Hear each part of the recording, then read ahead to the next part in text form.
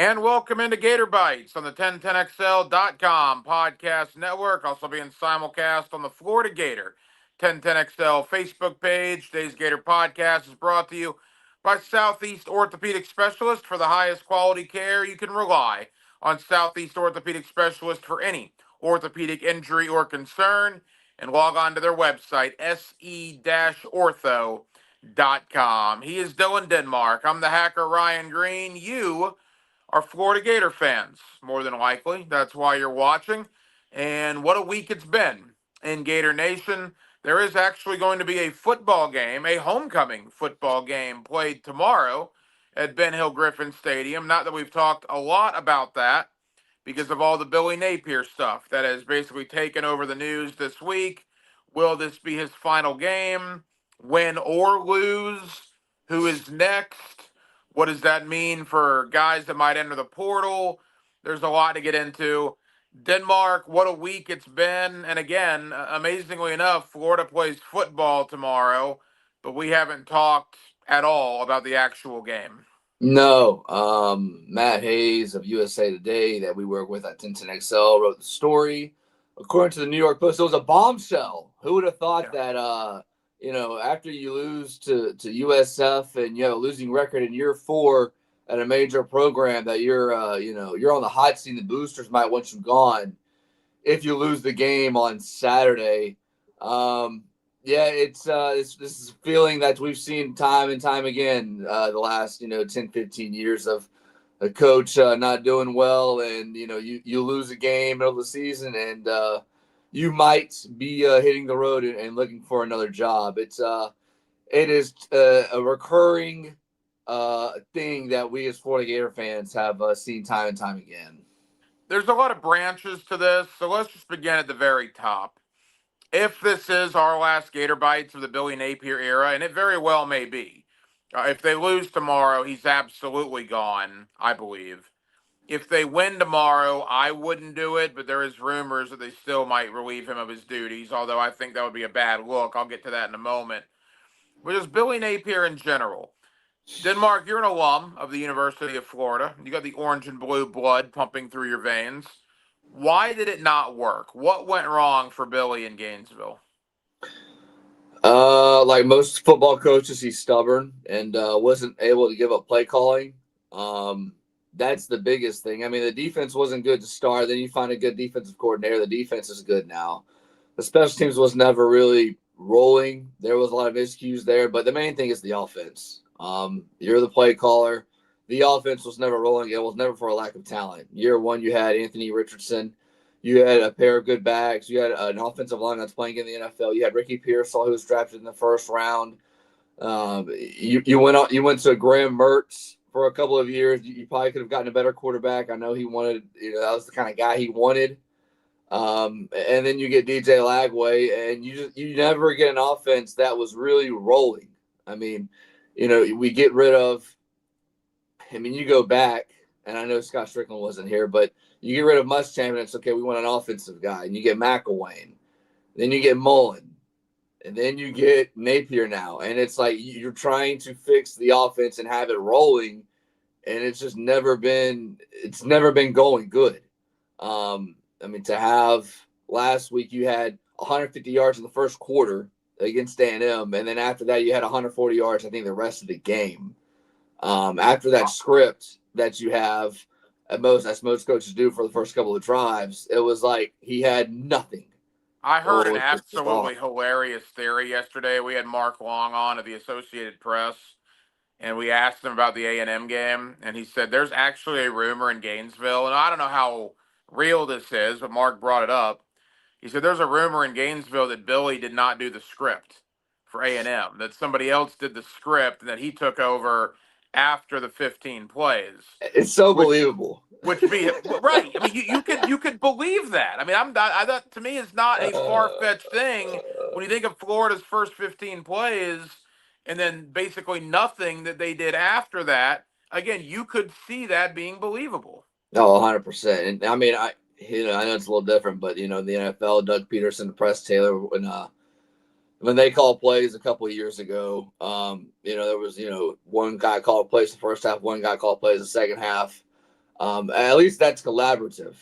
That didn't seem collaborative at all. That was hey, you call plays you want, and then if that's true, I'll call plays I want, and the other guy calling plays knew what he was doing.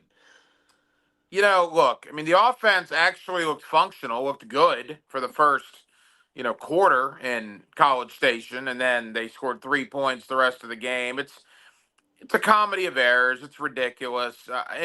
You brought this up on Hacker After Dark last night, and I agree with you. Is it really the first time that we saw genuine frustration, if not anger, from DJ Lagway? He looked upset last week on the sideline with how things were going. No, 100%. I don't know if it's circulated on Facebook, and I know on Twitter. I forget when it was at some point in the second half to keep it PG. He basically said this is bleeping stupid, and he used two different words.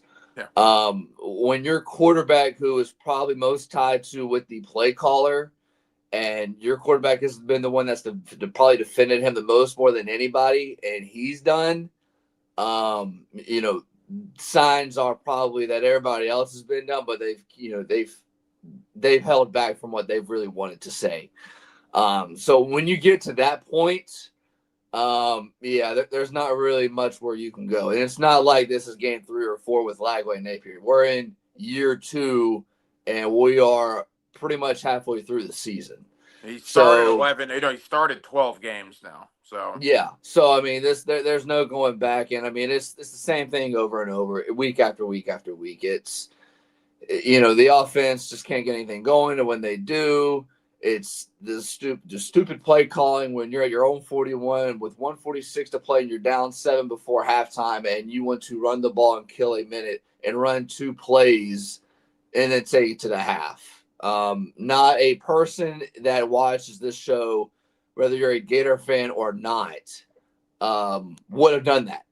And he thought he does that, and it's and the crazy thing is, I'm sure for most people like myself, we're used to it, we're accustomed to it. Like there's no reason to be up in arms anymore. It's who he is. That's what he does. You're almost immune to it at this point. I agree. And look, that brings us to the future now. I mean, that's why it hasn't worked. All the talk about this being his final game. Now, look, if they go out there tomorrow and they lose to Mississippi State, I do believe it will be his final game. There would be no reason to keep him at that point. So let's start with that premise and how the team will look tomorrow. We saw them circle the wagons last year when Billy was in trouble. They obviously were still playing for him in beating LSU and Ole Miss and Florida State and Tulane, and we've been over that. And as recently as 2 weeks ago, again, you kind of circle the wagons and you beat Texas. There comes a point, though, Denmark, I think, where you can only circle the wagons so many times. You can only rally around somebody so many times before the gas is out of the tank. And I just wonder, and again, Mississippi State is not necessarily as good as some of the other teams they've already beaten, so take that into account.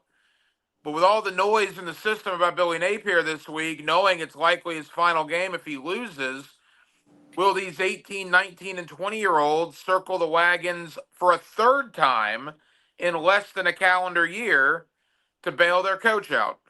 Yeah, it's a different case-by-case situation every time. Last year was a lot different because a lot of the guys that were playing in November, they weren't playing when Napier started, in September in 2024. A lot of those guys that were playing against LSU and Ole Miss were not playing against Texas A&M and Miami at the beginning of the year. And those were the guys that were playing really well.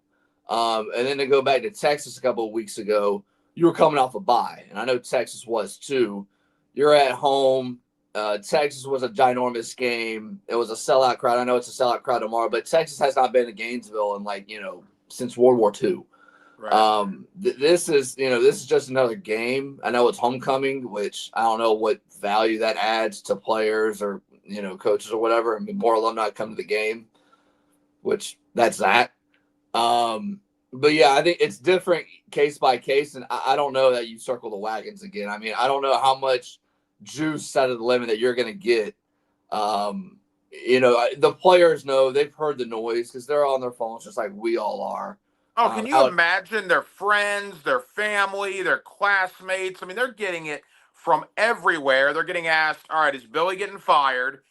The big guys are getting asked, all right, if Billy gets fired, are you leaving to go into the portal?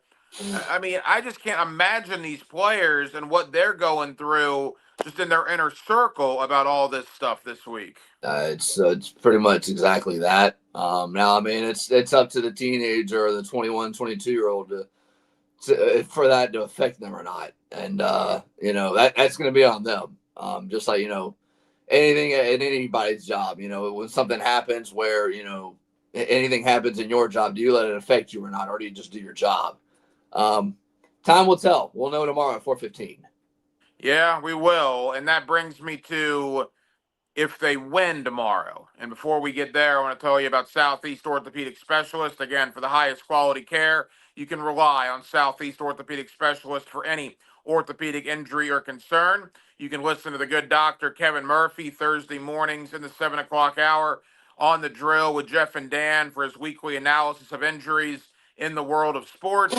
And as always, we certainly appreciate the great folks at Southeast Orthopedic Specialists for their continued support right here of the Gator Bytes podcast. If they win tomorrow, I know there's been a lot of talk that Billy might be gone either way. I hope that's not the case. And I've gone back and forth on this. I thought win or lose, he would be gone at the beginning of the week. I now don't necessarily think that based on a couple of other things I've heard in the last 24 hours. I think that would be an awful look if they fire him after a homecoming win. Now, people say, well, there's a bye week coming up, and I'll give Hayes Carline credit for this. Who cares, right? Who cares if the interim coach has 13 days to prepare for Georgia or 13 minutes to prepare for Kentucky down the road? The season is a disaster at this point. I don't think it matters who your interim coach is if he has an extra week to prepare for the Dogs, like Hayes Carline said yesterday. If they beat Mississippi State on homecoming and you fire him after that, Denmark, you're an alum. You tell me. I just think that would be a bad look. Why? What? Why? Okay, because you're Who is that? celebrating. Who is that hindering? Does that hinder your coaches? Does that hinder your players? Are the I think boosters it. not I going think to it pay hinders money the perception. anymore? I think it hinders the perception of the program. No, Oh, no, absolutely, agree. No, absolutely. no. Yeah, Yeah, yeah. yeah, You and I'll just disagree on this one. yeah. Everybody knows that it is either going to be either this weekend or it's going to happen in 2 or 3 weeks, and there's no difference. And people are going to go, well, that's weird that you won a game and you did everything you could, and you didn't keep Well, your no, there job. will be a difference. You fire him after a loss as opposed to a win. That's a Is he? huge difference. I disagree. I completely Well, I'm disagree. I just mean, we speaking know that we factual information. You either win a game or you lose a game. Thus, there is a okay, difference. but there's not a we all know he's not winning out, and then Right. and Hayes' report they pretty much said in the next game he loses he's going to be gone. Okay, well he's not going to win his next couple games. So if you know that is going to be the case and you have a brutal schedule, you're not going to win out. Rip the Band-Aid off, put the Okay, so interim coach let me in, ask you this and you can then. win a couple of games in the month of November and feel good about the team that you got a little bit. So if they win 44-17 tomorrow and look really good, you're going to fire him on Sunday? I mean, you're giving me the most bizarre case that not a single person would think that's going to happen tomorrow. Okay, if they win 30-20 tomorrow. Yeah. All right. Yeah, I just, and I'm not saying they won't do it. I'm just saying this week has been a bad week with all these rumors getting out. I don't think it's a good look for the program as is. You've basically already fired the guy in the court of public opinion, and yet you're throwing him out there in front of 90,000 tomorrow to coach a game. You're making him go up to the podium and do these press conferences when everybody knows he's a dead man walking. And if they actually do perform well and win the game, and then you fire him on top of that, I'm just not sure that adds to what's already been a bad week for the Gator program. Yeah, I don't think boosters are going to stop giving their money. I don't think fans are going to stop showing up. And I don't think the next coach is not going to come because of that. All right. I don't know. I mean, I'm not saying the next coach won't come because of that, but I think there's a tactful way to do things.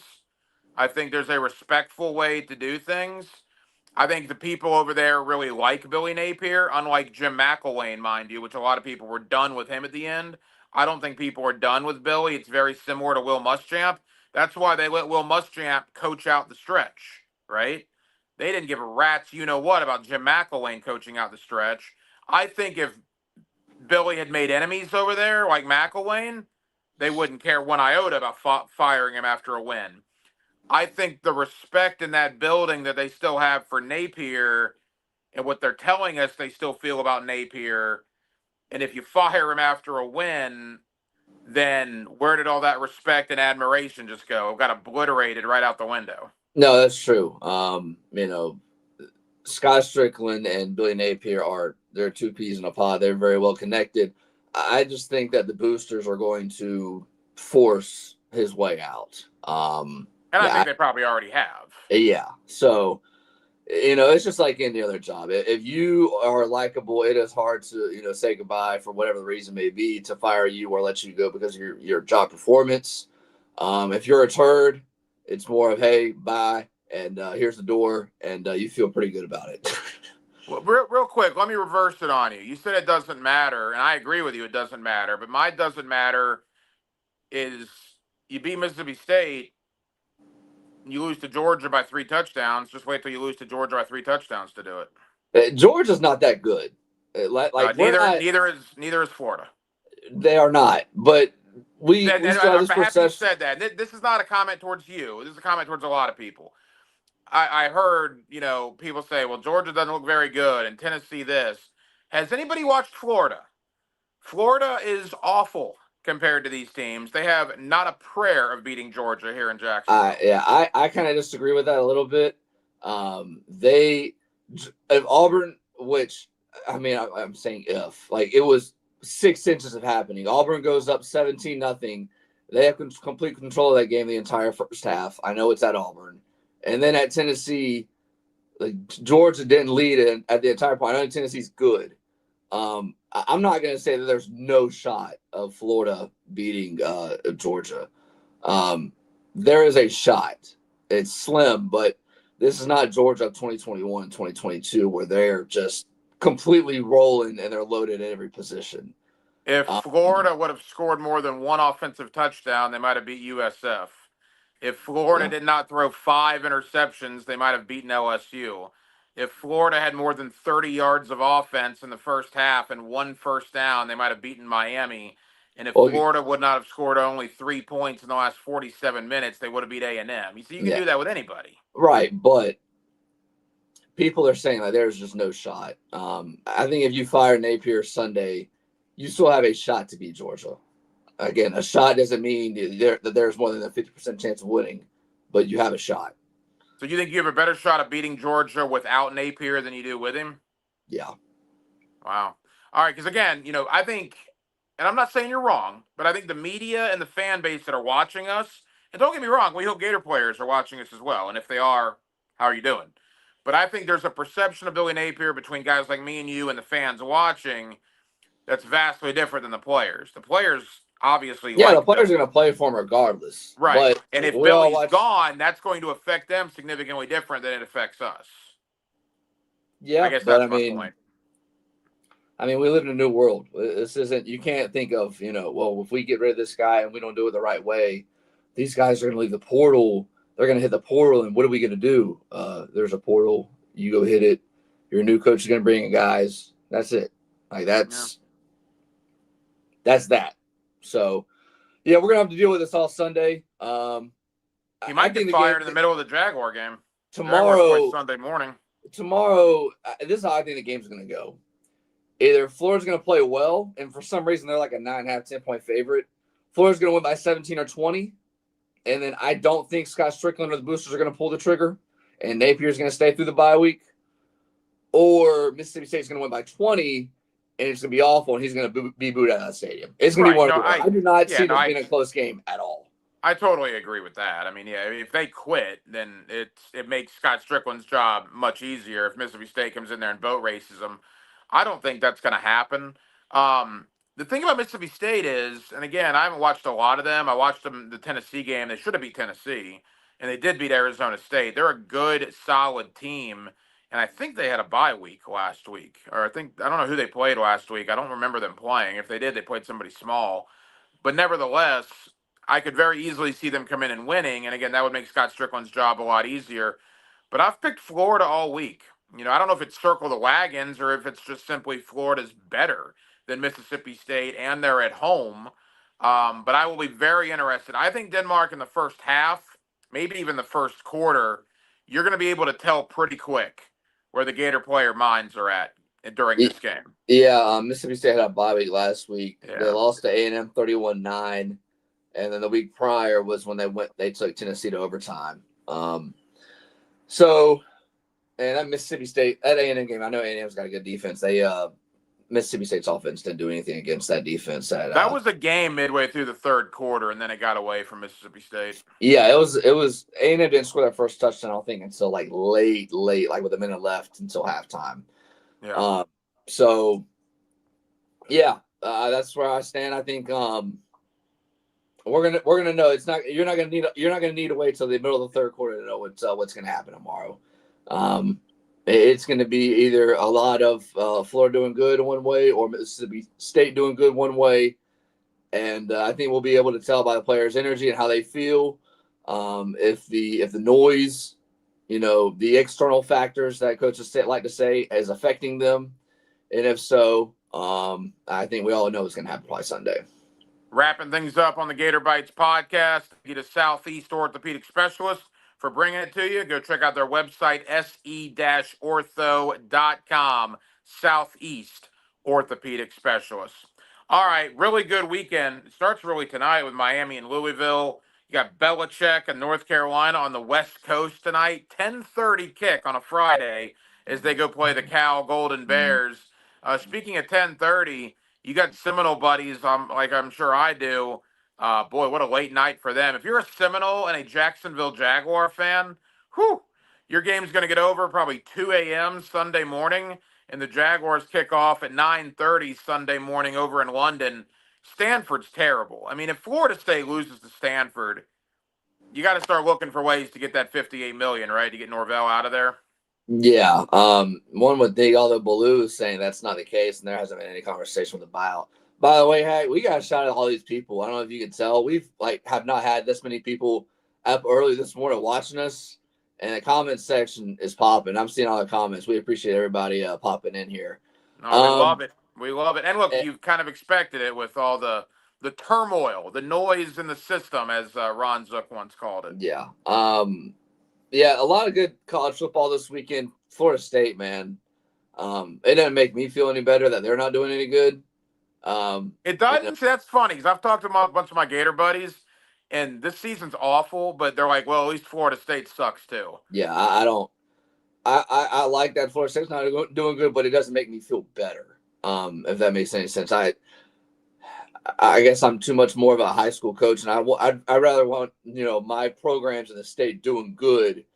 Like, it's different when you got kids in Jacksonville or kids in Orlando and Tampa, and they're competing for Florida State, and Miami. I know that's not the case anymore with the NIL, but when Florida and Florida State are terrible, it doesn't feel like you are fighting for those kids, so to speak.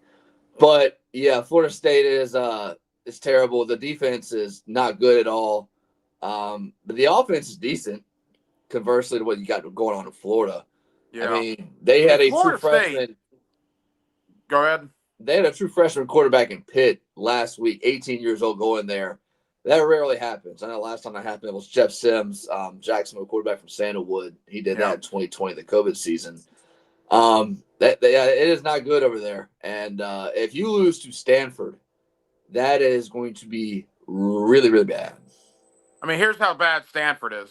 Florida State is a 17.5-point favorite on the road across the country at 10:30 on a Saturday night. That's how bad people think the Stanford Cardinal are.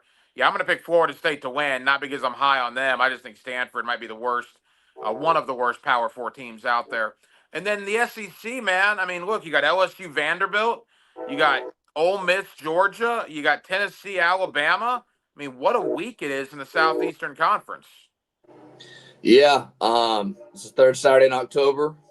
You have Georgia and Ole Miss, which is third Saturday in October for the ones that don't know, is oh my gosh, Tennessee and Alabama. Alabama. My gosh, my I just had the biggest brain fart. Well, you probably hear the train passing by at your That house too. there. Yes, Yes. it happens about every 30 minutes. Um, yeah, it's gonna be a good slate, and I hate that Georgia Ole Miss is gonna be at the same time as Florida Mississippi State. So I mean, I'll get to catch the first quarter because I think Ole Miss is gonna beat Georgia tomorrow. Yeah, Really? yeah, I think Ole Miss is going to. I think they're gonna come out with a win tomorrow. Quickly on that note, everybody wants Lane Kiffin. It's not going to be Kurt Signetti, obviously. Nope. He just became a rich man up in Bloomington. If I were to tell you, give me Lane Kiffin, Marcus Freeman, you get the field. Who's going to have the next Gator coach? Is it me or you? The field. You don't think it's going to be Kiffin or Freeman? No. Gator fans will be pissed. Yeah, and I'll be right with them. I've banged the drum for Lane Kiffin when So it what was do you last think? year, You think and Drinkwitz? uh, according to reports, I wouldn't care for it. I mean, I feel like if we hire Drinkwitz, it'll be the same thing we're doing right here. 3-4 years from now, we'll be having a conversation of Dude, let's go. if it's Drinkwitz or Rhett Lashley or John Summerall, people are going to lose their minds. I would be fine with Brent Key. I've been told that he's probably not leaving Atlanta. He's not leaving his alma mater. It's home for him. So I still would love Brent Key. You better, I mean, at least you got to call Kiffin and Freeman and make them tell you no. Those better be the first two calls Strickland makes. Yeah, this will be the last thing I say before we hop off here, and obviously things can change by the time the game finishes against Mississippi State. Who is making the decision? Is it Strickland? Is it the boosters? Does the GM have any say in this? That's Uh, the the, G, biggest the thing. the GM staying off of social media after he embarrassed himself. Did you Yeah, see that whole yeah, situation? All clown. right, so the GM, I don't even want to say his name, goes on social media after the Texas game and talks about Sunbelt Billy kind of mocking the fan base. Yet you didn't hear a lot from that guy after Texas A&M, or you No, didn't hear a lot from that guy after LSU or Miami. Look, I get defending your guy, and I get that it's tough at times. Believe me, I understand when you get ripped on social media, and they've gotten ripped 100, 200, 1,000 times more than most people. But you can't go on there and mock your fan base like that, which that was a terrible look for him. yeah, I mean, when you're in a position like that, stay off the damn internet. Like, there's nothing good, cesspool. I mean, I think that's pretty simple, but I By the mean, way, the board of trustees, I think, is making the decision. They yeah, are guiding Scott yeah. Strickland in the I decision. mean, it's just like any job. The people that have the money are usually the ones that make the decision, and All we all right, know who has the money. final thought. I will see you tonight for Friday Night Lights. Looking forward to that. That'll be on all these 1010XL social media platforms. Denmark and I will be talking to every Victoria's high school coach across Northeast Florida beginning at about 9:15, 9:30 tonight. But the next time I see you on this program, or the next time I see you on Hacker After Dark next week, will Billy Napier still be the coach at the University of Florida? I lean yes. I lean like 55% yes, 45% no. To me, it's very simple. If they beat Mississippi State, he's still going to be the coach. If they lose, he'll be gone maybe Saturday night at the latest Sunday morning. Yep. I'm of the same. I'm of the same thinking. That's probably what's going to happen. It'll be interesting one way or the other. We thank everybody for getting up early, watching Gator Bytes. We're here every Friday morning, right about 8 a.m., 8:15 or so. And we certainly appreciate you guys and always appreciate Southeast Orthopedic Specialists for bringing it to you. That is Dylan Denmark. I'm the hacker, Ryan Green. Again, thank you for watching and listening to Gator Bytes, 1010XL.com and the Florida Gator 1010XL Facebook page.